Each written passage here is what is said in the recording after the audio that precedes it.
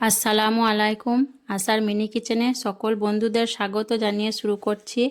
আজকে আমি নিয়ে এসেছি আপনাদের জন্য সম্পূর্ণভাবে নিরামিষ বাঁধাকপির তরকারি। বাড়িতে মাছ মাংস না থাকলে কিংবা নিরামিষের দিন এই বাঁধাকপির নিরামিষ তরকারিটা বানিয়ে নিতে পারেন। রেসিপি ভালো লাগলে চ্যানেলটি সাবস্ক্রাইব করে আমার পাশে থাকার অনুরোধ রইল। ভিডিওটি স্কিপ না করে পুরোটা দেখতে থাকুন আমি নিরামিষ বাঁধাকপি রান্নাটা কিভাবে করছি। তেলটা গরম হয়ে গেছে, প্রথমে আমি আলুগুলো ভেজে নেব।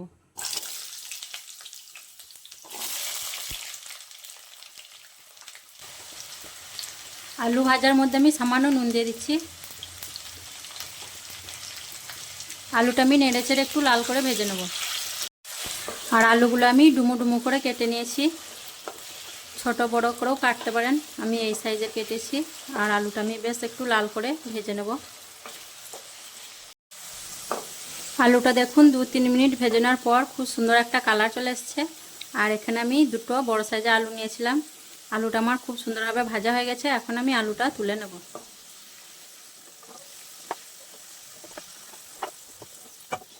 এই তেলের মধ্যে আমি ফোড়নের জন্য দিয়ে দিচ্ছি দুটো শুকনো লঙ্কা, একটা তেজপাতা, একটু নাড়াচাড়া করে নেব।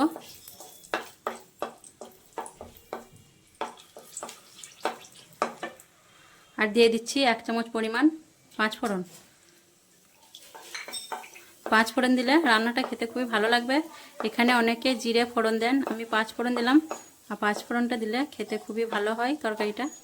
তো ফোড়নটা আমি একটু নাড়াচাড়া করে নেব। ফোড়নের মধ্যে থেকে খুব সুন্দর একটা গন্ধ চলে এসছে। এখন আমি মশলাগুলো দিয়ে দেবো। এখানে দিয়ে দিচ্ছি 1/2 চামচ পরিমাণ নুন, 1/2 চামচ হলুদ গুঁড়ো, 1/2 চামচ লঙ্কা গুঁড়ো, 1 চামচ পরিমাণ জিরে গুঁড়ো, 1/2 চামচ ধনে গুঁড়ো, আর দিয়ে দিচ্ছি 2 চামচ আদা বাটা। আমি একটু পানি দিয়ে দিচ্ছি মশলাটা কষানোর জন্য, যাতে লেগে না যায়।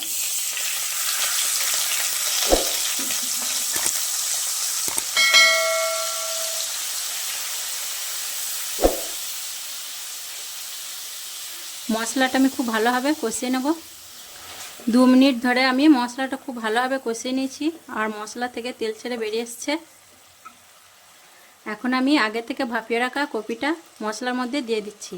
আর এটা পুরনো কপি, তাই আমি একবার ভাপিয়ে নিয়েছি। আর এখানে 500 গ্রাম কপি আছে। নতুন কপি হলে ভাপাতে হবে না, এখন তো কপির সিজন নয়, শীতের মরশুমে টাটকা কপি পাওয়া যায়, তখন না ভাপালেও চলবে, আর খেতেও খুব ভালো লাগে।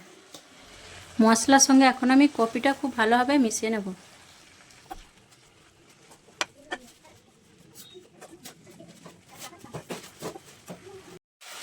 মশলার সঙ্গে কপিটা আমি খুব ভালোভাবে মিশিয়ে নিয়েছি। এখন আমি কপিটা 2-1 মিনিটের মতো মশলার সঙ্গে কষিয়ে নেব। কপিটা আমি 2 মিনিট খুব ভালোভাবে মশলার সঙ্গে কষিয়ে নিয়েছি। আর এখন কপিটা থেকে পানি ছেড়ে বেরিয়ে এসেছে।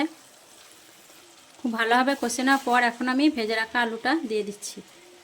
আবারও আমি খুব ভালোভাবে নেড়ে চেড়ে আলু আর কপি মিশিয়ে নেব।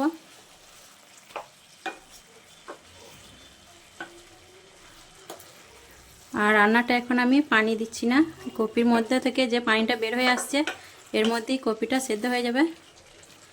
আপনারা চাইলে পানি দিতেও পারেন, কোনো অসুবিধা নেই। সব কিছু নেড়ে চেড়ে মিশিয়ে নিলাম। এখন আমি ঢেকে রেখে 5 মিনিট রান্না করব, আর মাঝে মধ্যে নাড়াচাড়া করে নেব। 5 মিনিট রান্না করার পর আমি ফিরে এলাম। এখন একটু নাড়াচাড়া করে নেব। আলুটা সেদ্ধ হয়েছে কিনা দেখে নেব। আলুটা সেদ্ধ হয়ে গেছে, একটু নাড়াচাড়া করে নিই। একটু নাড়াচাড়া করে নেওয়ার পর আমি এখানে একটা বড় সাইজের টমেটো কুচি আর 3টে কাঁচা লঙ্কা কুচি এখন দিয়ে দিচ্ছি। আবারও আমি খুব ভালোভাবে এগুলো নেড়ে চেড়ে মিশিয়ে নেব।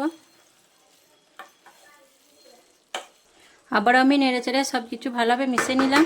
এখন আমি ঢেকে দিয়ে আবার 2 মিনিটের মতো রান্না করে নেব। আর এখানে দেখুন ঢাকনার ছিদ্রটার মধ্যে আমি একটা কাগজ লাগিয়ে দিয়েছিলাম, এতে করে ভাপটা ভিতর থেকে বেরোতে পারবে না, তার জন্য কপি আর আলু তাড়াতাড়ি সেদ্ধ হয়ে গেল। 2 মিনিট পর আবারও আমি ফিরে আসছি। আবারও 2 মিনিট রান্না করার পর আমি ফিরে এলাম। আরও 2 মিনিট রান্না করার পর দেখুন কপিটা কত সুন্দর গলা গলা হয়ে গেছে।